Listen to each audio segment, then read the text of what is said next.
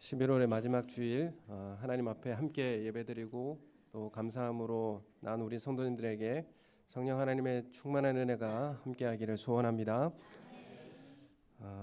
오늘 말씀에 세금 문제를 가지고 나온 바리새인과 헤롯 당원, 그러니까 사두개인들이 있었습니다.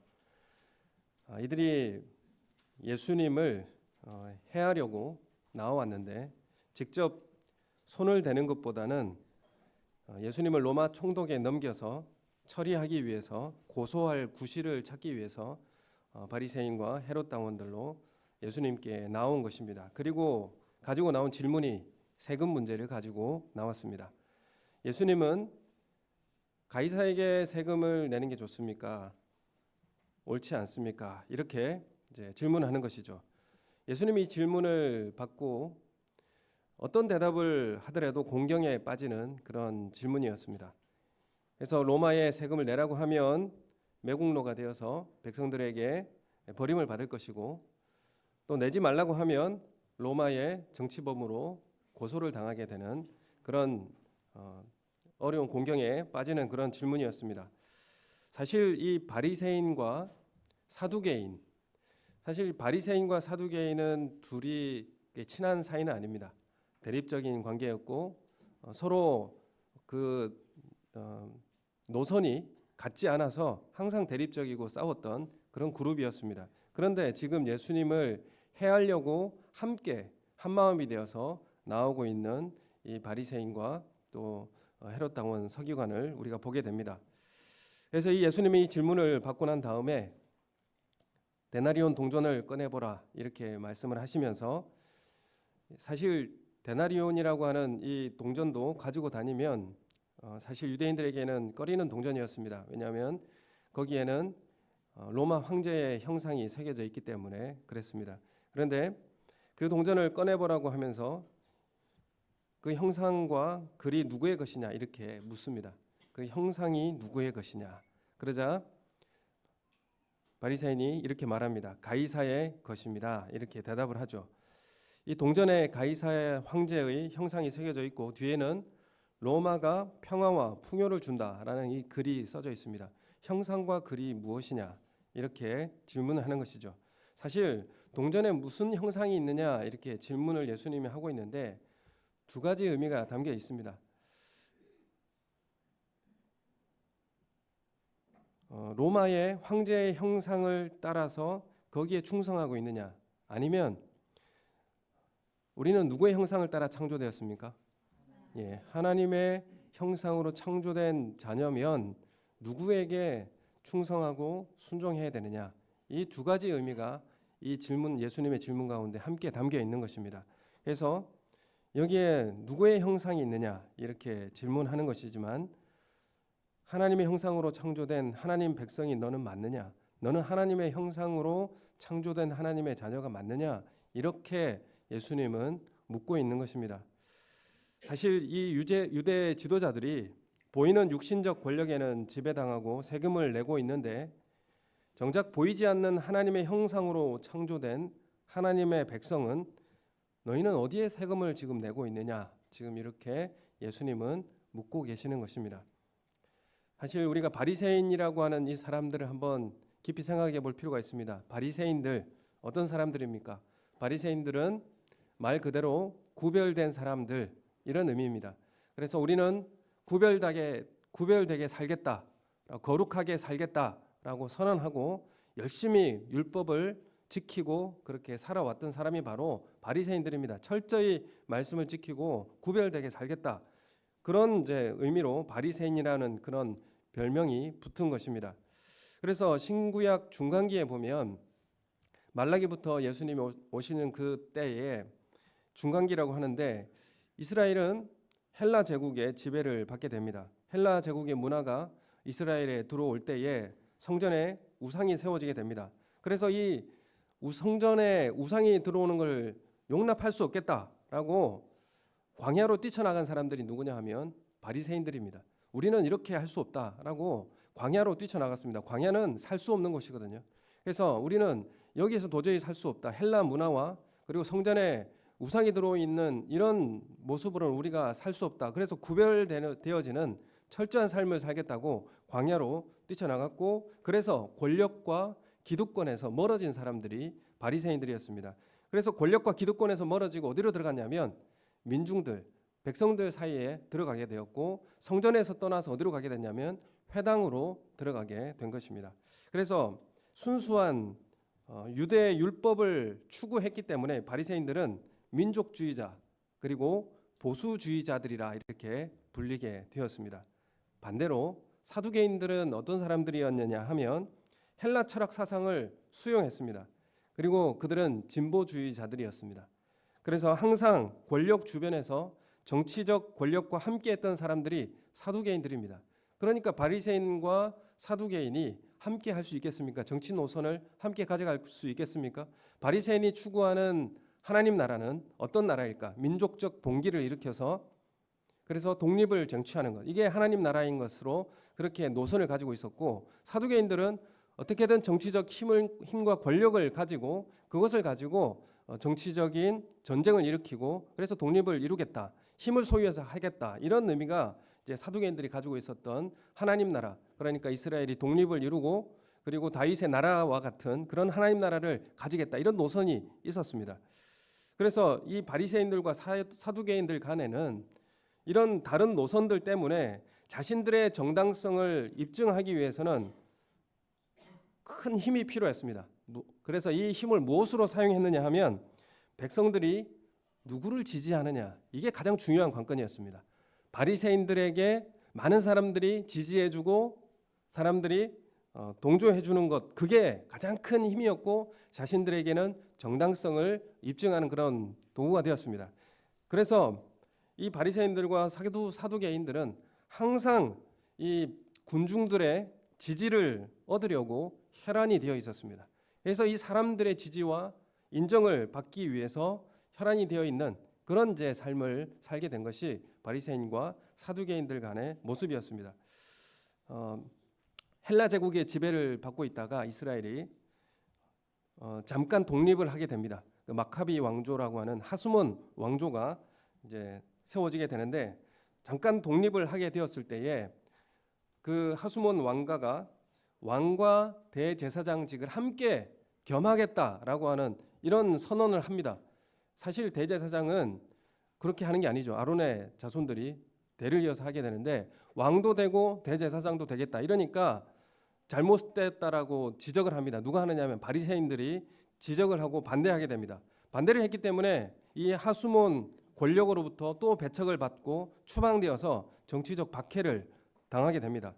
그래서 이 바리새인들이 배척되어져서 나간 그 자리에 누가 차지하게 되냐면 사두개인들이 정치적 그런 결탁을 하고 그 자리를, 권력의 자리를 차지하게 됩니다. 그래서 바리새인들이 율법을 지키려고 하다가 박해를 당했습니다. 그리고 그 자리를 누가 차지하느냐면 사두개인들이 정치적으로 언론 권력을 장악하는 이런 일들이 생깁니다. 그래서 사두개인들이 대대적으로 대제사장이나 제사장 가문들이 거기에서 정치적 권력들이 나오게 되는 것이죠. 그래서 나중에 이 하수몬 가문의 여왕이 권력을 잡으면서 바리새인들이 다시 등용이 되었고, 반대로 사두개인들이 권력에서 또 추방당하는 이런 일들이 반복적으로 일어나게 됩니다. 역전되었는데 이 알렉산드리아의 아들들이 권력을 놓고 권력 승계를 위해서 내분에 휩싸이게 됩니다. 이때에 바리새인과 사두개인들이 이 두 아들 사이에 나누어 붙으면서 권력을 위한 피나는 혈투가, 권력 쟁취가 일어나게 되는데, 이 분쟁을 막고자 끌어들였는데 그 끌어들인 권력이 누구냐 하면 로마의 권력을 끌어들이게 됩니다. 그래서 헬라의 지배가 끝나고 난 다음에 로마의 지배가 들어온 이유가 뭐냐면 이 한쪽 아들들에게 붙어가지고 권력을 잡기 위해서 피나는 혈투를 벌이게 되었는데, 이 분쟁을 끝내고 종식시키고자 누구를 끌어들이냐면 로마를 끌어들이게 된 것이죠.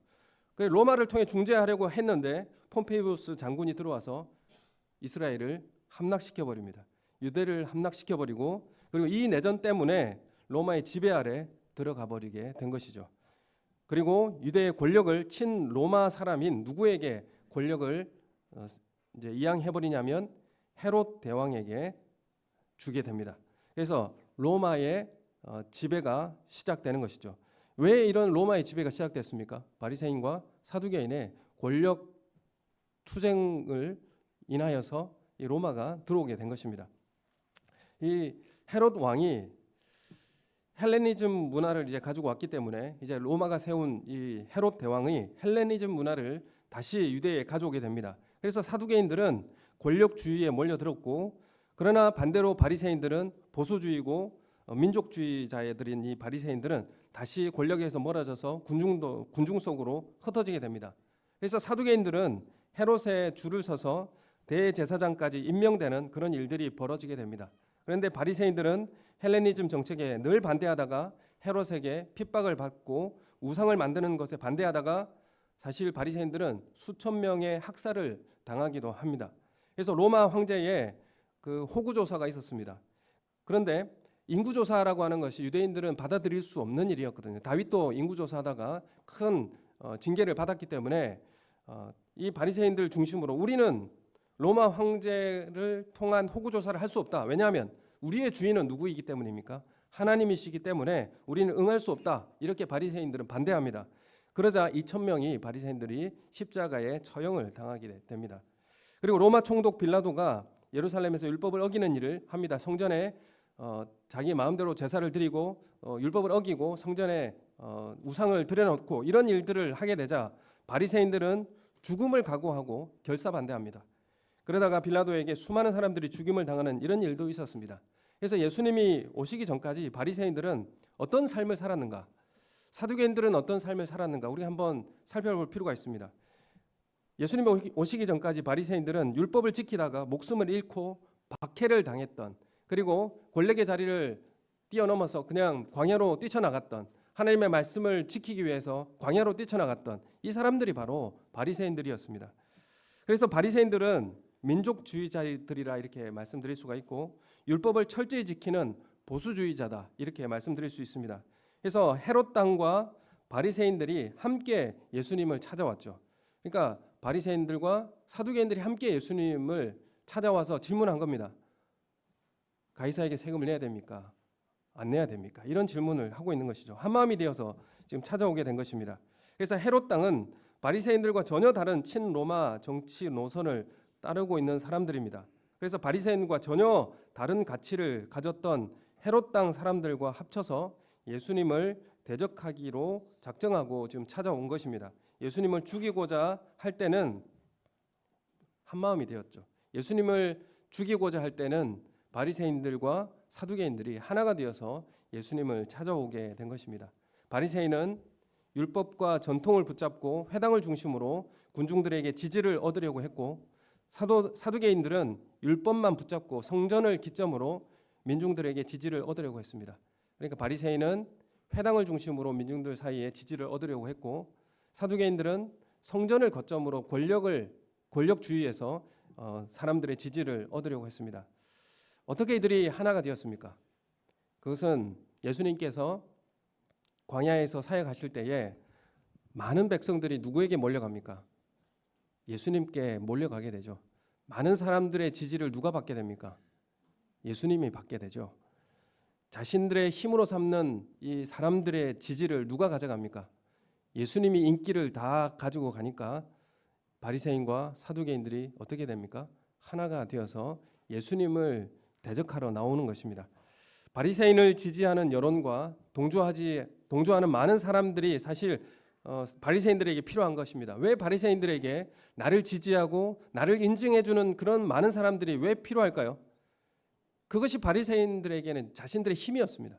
나를 지지해주고 나를 인정해주고 이것이 자신의 힘으로 삼았기 때문에 사람들이 나를 인정해주어야 내가 원하는 것을 할 수 있었기 때문에 그렇습니다. 많은 사람들이 인정을 해주어야 힘이 생기고 내가 원하는 그 하나님 나라의 방식으로 이루어내겠다라고 내 방식이 관철되게 하기 위해서는 사람들의 많은 지지가 필요한 것이죠. 많은 사람들의 동의가 필요한 것이었습니다. 그래서 바리새파, 사두개파 모두 각각 추구하는 하나님 나라, 민족 독립의 노선이 있었고, 그리고 지지하고 인정해주는 많은 사람들이 필요했습니다. 그러나 예수님의 뜻은 그들에게 필요 없었던 것이죠. 예수님은 내 뜻을 관철시키는 데 있어서 도움도 되지 않았고 사람들을 빼앗아가는 그런 걸림돌 취급이 된 것입니다. 그래서 바리새인들은 자신들의 힘을 삼는 그 민중들을 이끌고 인기를 누리고 있는 예수님께 다가오게 된 것입니다. 그래서 17절에 예수님이 이렇게 말씀하십니다. 가이사의 것은 가이사에게, 그러나 하나님의 것은 하나님께 바쳐라, 이렇게 말합니다. 우리가 어떤 형상으로 창조되었는지를 알고 거기에 맞는 합당한 세금을 내라고 말씀을 하신 것입니다. 너희가 하나님의 형상이라고 하면 하나님께 그 합당한 세금을 내라, 이렇게 말씀하고 있는 것입니다. 예수님이 이루신 하나님 나라는, 그 하나님 나라는 어떻게 세우신 하나님의 나라입니까?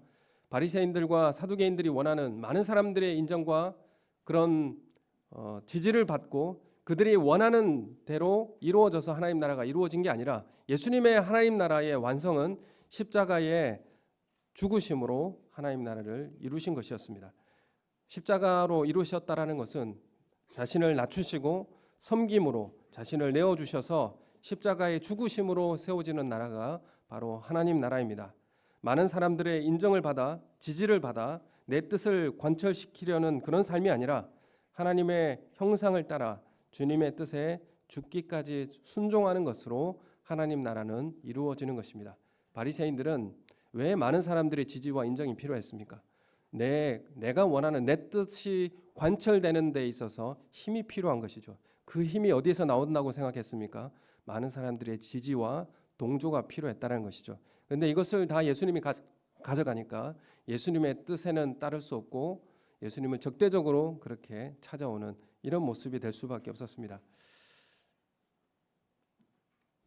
많은 사람들의 인정을 받아서, 지지를 받아서 내 뜻을 관철시키는 그런 삶이 아니라 하나님의 형상을 따라 주님의 뜻에 죽기까지 순종하는 것이 하나님 나라를 이루는 방식이라는 것을 우리에게 말씀하고 있습니다.